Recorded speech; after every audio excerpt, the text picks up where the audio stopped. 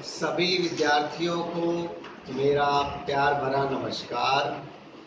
तो हम पढ़ रहे हैं व्याकरण, और व्याकरण में देखिए हमने परसों संधि किया था, कल समास किया था, आज हम करेंगे वाक्य विचार। अच्छा, एक बात बताइए, आप अपने भाव प्रकट करने के लिए कैसे प्रकट करते हैं? आप वाक्य बोलते हैं, और कभी कभार तो एक शब्द से भी काम चल जाता होगा, बोलकर भी, और कभी कभार एक शब्द ही बोला गया किसी का आप समझ भी लेते हैं, कभी कभार पूरा वाक्य। अच्छा, अगर हमें बताना पड़े कि वाक्य है क्या, तो वाक्य है पदों का व्यवस्थित रूप और ऐसे पारंपरिक मेल जिसमें उसका पूर्ण अर्थ निकलता हो, अर्थात कर्ता, कर्म और क्रिया की व्यवस्था हो, उसको कहेंगे वाक्य।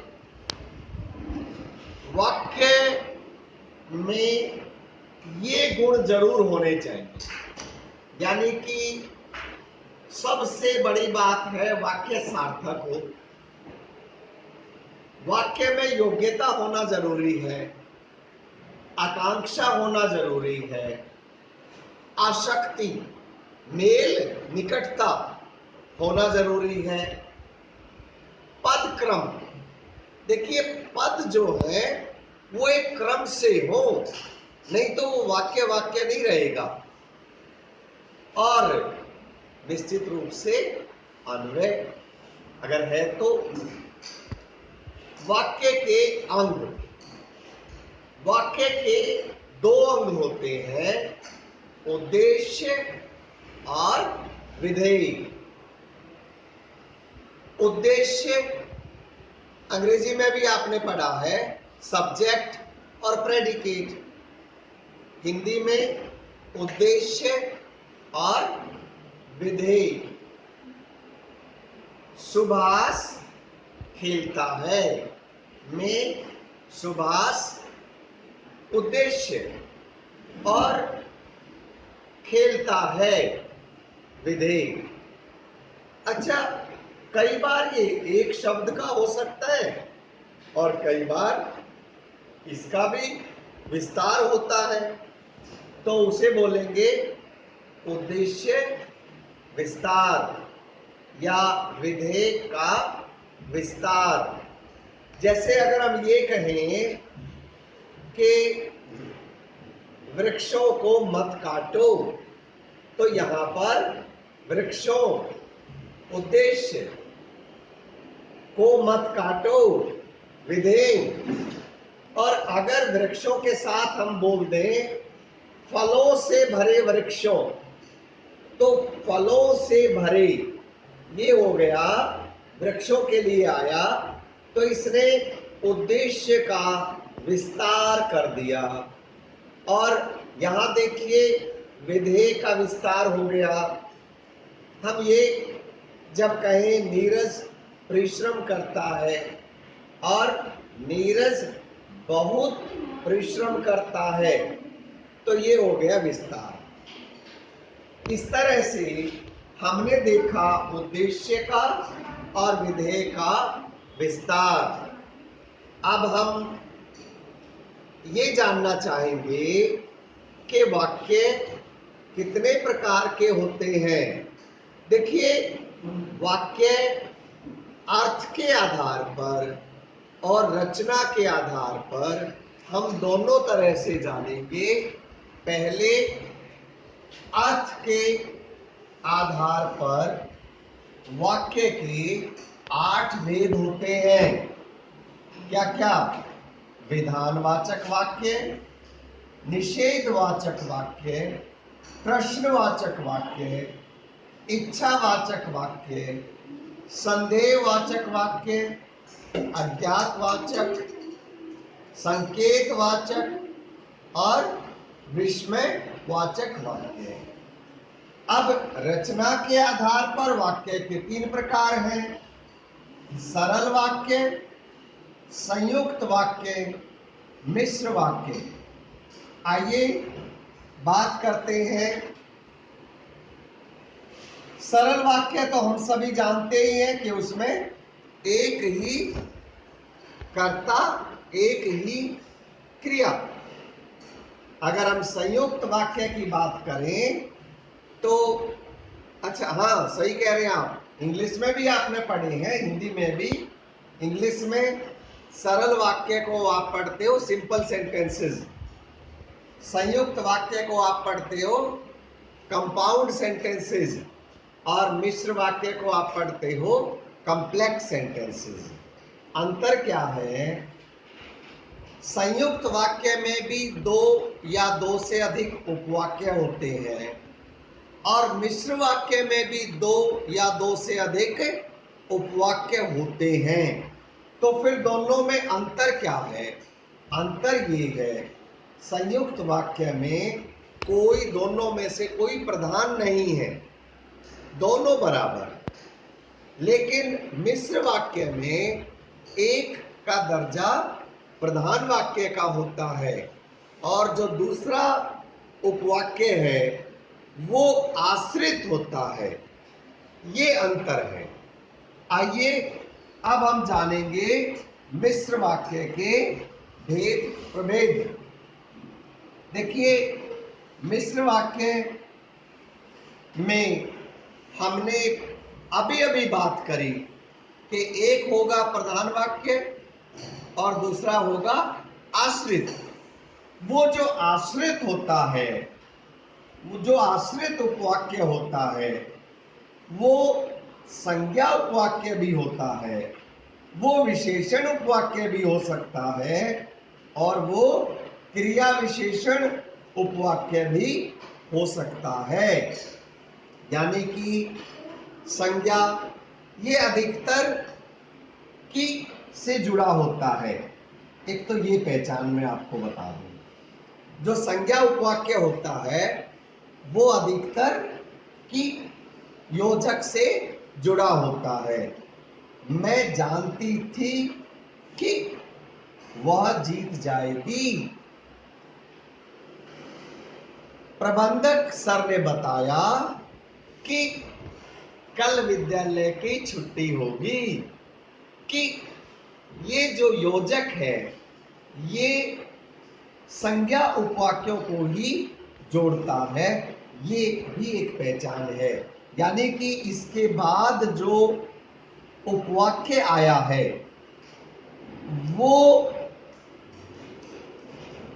कर्म का काम कर रहा है, वो ऑब्जेक्ट का काम कर रहा है। ये बात समझ में आई?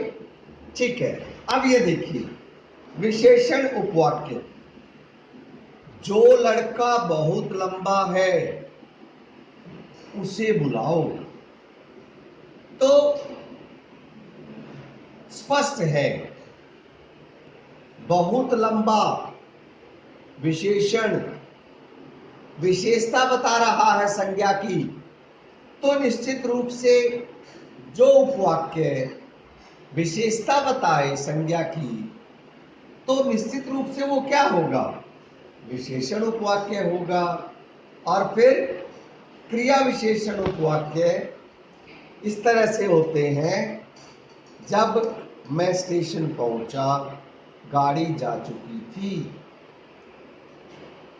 यानी कि कार्य, कारण, परिणाम, परिमाण इस तरह से आपको दिख जाएगा उसमें। वाक्य विश्लेषण करना आइए सीखते हैं।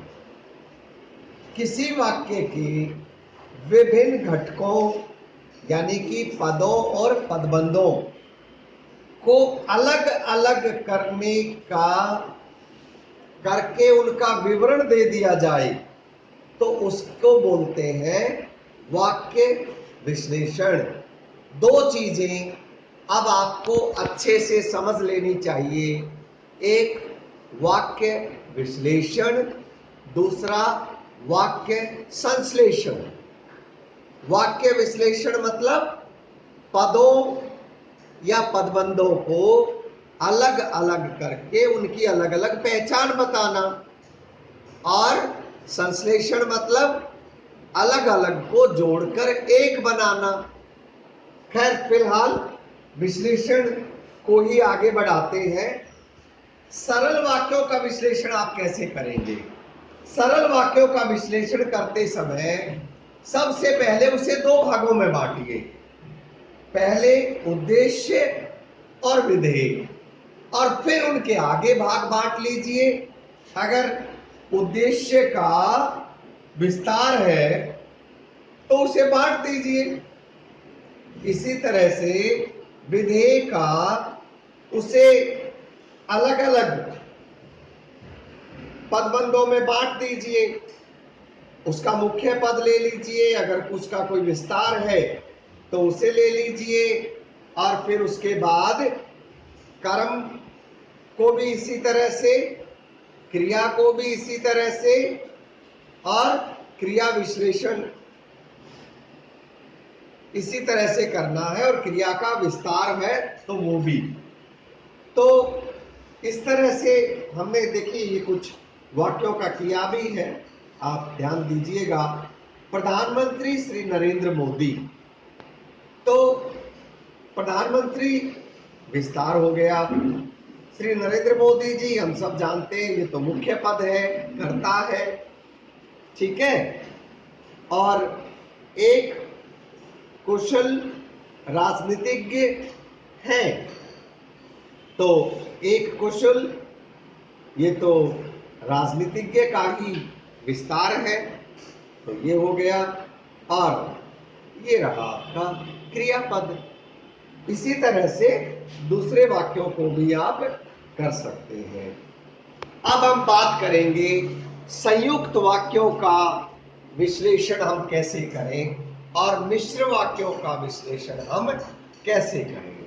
आइए यहां एक बार देख लेते हैं। जैसे ये एक सारणी मैंने बनाई है, हमें देश को एकता और अखंडता यह कैसे सोचना है बनी रहे। ये वाक्य था, हमें सोचना है देश की एकता और अखंडता, हमें यह सोचना है देश की एकता और अखंडता कैसे बनी रहे। अब इसको हमने अलग अलग कर दिया और जिसका जहां स्थान था वहां पर लिख दिया है। इसी तरह से एक और दूसरा वाक्य है, उसको देख लीजिए। हमने बात करी वाक्य विश्लेषण की, आइए अब थोड़ी सी बात करते हैं संश्लेषण की। संश्लेषण जैसा कि शाब्दिक अर्थ है मिलाकर एक करना। जैसे अलग अलग दो वाक्य देखिए, वह देर रात तक जागा, वह देर रात तक जागा, सुबह देर से उठा, स्कूल भी देर से पहुंचा।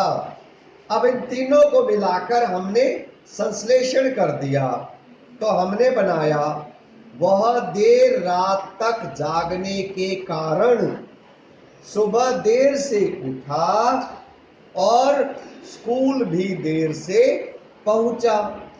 तो इस तरह से हमने किया वाक्य संश्लेषण।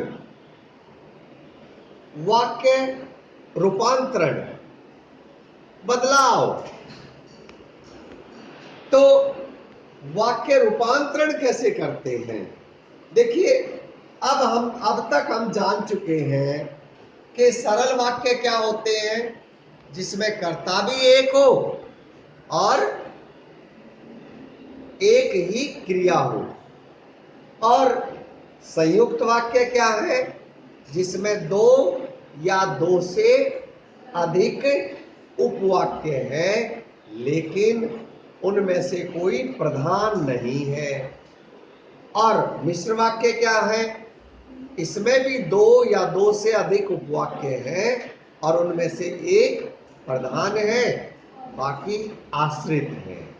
अगर हमें ये पता है तो फिर हम एक से दूसरे में उनका रचनांतरण, उनका रूपांतरण कर सकते हैं। मैं आपको अभ्यास के लिए, देखिए मुख्य बात है अभ्यास। करत करत अभ्यास ते, तो मुख्य बात क्या हुई? अभ्यास। मैं आपको ये अभ्यास के लिए मैं आपको कुछ वाक्य भेजूंगा, लेकिन उससे पहले आइए मैं आपकी नजर ये दो सारणियां हैं इन पे डालना चाहता हूं। पहले इसे देखिए, विश्लेषण किया गया है। इन सभी वाक्यों को आप ध्यानपूर्वक पढ़ने के बाद इन का जो संश्लेषित रूप है वो लिखिए एक बार। और अब ये संयुक्त वाक्यों का विश्लेषण एक बार देख लीजिए।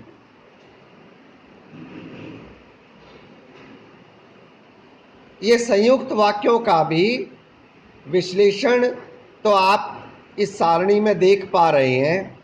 इन सब को ध्यान से देखने के बाद इनका भी क्या आप संश्लेषित रूप लिख सकते हैं, मैं देखना चाहूंगा। तो हम आगे बात करेंगे। मैं अभ्यास के लिए कुछ और वाक्य भी भेजूंगा। कल का पूरा दिन इसी पर बिताएंगे। एक दिन अभ्यास करने के बाद मुझे पूरी उम्मीद है, पूरा विश्वास है कि आप अच्छा कर पाएंगे परीक्षा में। हमसे जुड़ने के लिए बहुत बहुत धन्यवाद।